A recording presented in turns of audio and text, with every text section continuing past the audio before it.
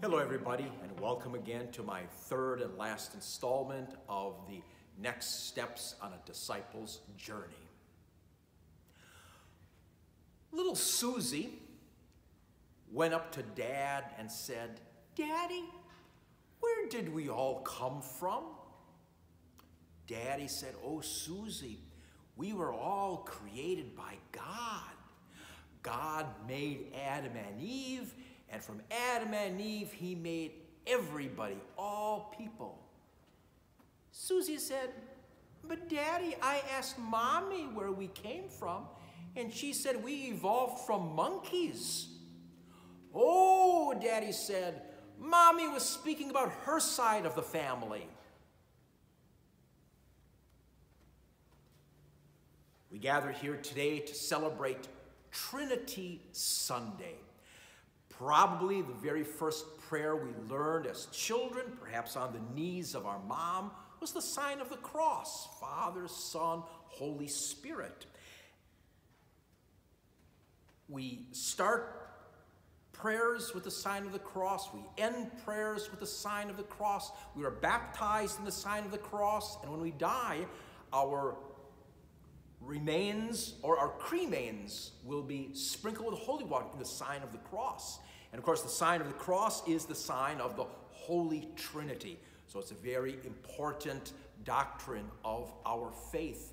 The Feast of the Holy Trinity has been on the church calendar since the 8th and 9th centuries, but it was formally placed on the calendar by Pope John the 22nd in the year 1334. So that's 687 years ago, placed on the Sunday after Pentecost. And when we think about the Holy Trinity, Father, Son, and Spirit, it's a beautiful model of service and stewardship, because the Holy Trinity is God offering himself to us. The Father sends us the Son, and the Father and the Son send us the Holy Spirit. There's this constant offering, this constant generosity of God towards us, that the one God comes to us in three ways, three divine persons: Father, Son, and Holy Spirit. We see that in our first reading today from Deuteronomy. Moses says to the people, "What God is as generous as our God?" So it is true, God is generous. And that generosity and our generosity to one another and to the community of believers, the church, is rooted in God, rooted in the Trinity. We have another cameo appearance, Mr. Bud Matthews, who's the chairperson of our stewardship committee. And he's going to speak for a few moments about what personal giving means to him and his family.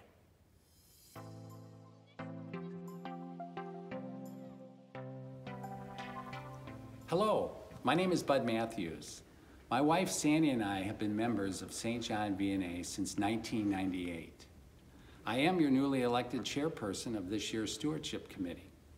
I'm honored to serve in this role, as well as lecturer and hospitality minister. These roles keep me busy within our parish, and I very much enjoy the interaction with church leadership and the many new friendships I have developed over the past few years. But it always wasn't that way. You see, much like many of you, I was heavily involved in a career, traveling most of the month and yielding to the pressures of life rather than the will of God. I did my duty to attend Mass, contributing what I could when I thought I could, but never really connected or felt comfortable doing more. I believed in my soul I was a good person, but looking back, I was more focused on receiving than giving. In the quest to move up the corporate ladder, I dedicated much of my time to my career, sacrificing family and church time. As a result, I felt disconnected. I knew my spiritual ship was not that far off course. It just needed a better compass. I found that compass by trusting God. Romans 12:2 reads, Do not be conformed to this world, but be transformed by the renewal of your mind. By testing, you may discern what is the will of God, what is good, acceptable, and perfect. I think many of us may share in that same feeling of being a bit disconnected. Disconnected with God, disconnected with our parish, and maybe even disconnected with ourselves. My trust in God strengthens every day through prayer and by thanking Him for the many blessings He provides in my life. My wonderful wife, Sandy, and our 40 years of marriage. My 3 grown children who call me Dad. My 3 grandchildren who call me Grandpa. And my family who call me son, son-in-law, father-in-law, brother, and uncle. I've realized through prayer, these are God's most important gifts. More important than a career, a big house, fancy car, and other material things. Time represents the first T in the 3 T's of stewardship. It means time for prayer. Prayer keeps God in my life and within all of our lives. Just like the Bible verse I quoted earlier, pray not to conform to our world, but pray to discern the will of God by doing what is right and acceptable to Him. The second T stands for talent. Our parish is our home, where God dwells. We are to share our strengths and talents with our parish community. I always felt I could do more in our church, so I accepted a nomination as part of the stewardship committee. I have met many parishioners as a result. So talented, inspirational, and very caring people. People who care about the well-being of our parish as servant leaders. I encourage you to challenge yourself and family members to be a part of one of the ministries, or volunteer when you can to support our parish with your talents. It's an excellent opportunity to be fulfilled and meet wonderful, caring people. I hope you realize what I finally did. Life is about giving, not receiving. The last of the 3 T's is treasure, our financial offering. I know what it feels like to get by with all the financial challenges of life. You come here for spiritual nourishment, to leave your challenges at God's altar, and then to endure many requests for financial support. But there is so much need in our parish, our community, our world, especially right now due to the pandemic. Our church and the organizations we support really need your financial help. As Catholics, we believe we were created on purpose for a purpose. And that purpose is to serve others as best we can, just as Jesus did. We, right here in our church today, may not be in a position to do a lot for others, but we can all do something. Helping one person through our ministries, or with just a few extra dollars, may not change the world, but it just might change the world for that one person.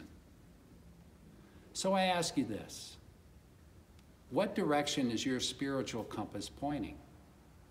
I challenge each of you to trust God by giving more of your time in prayer, your talent to one of our ministries, and your treasure to our church and parish community.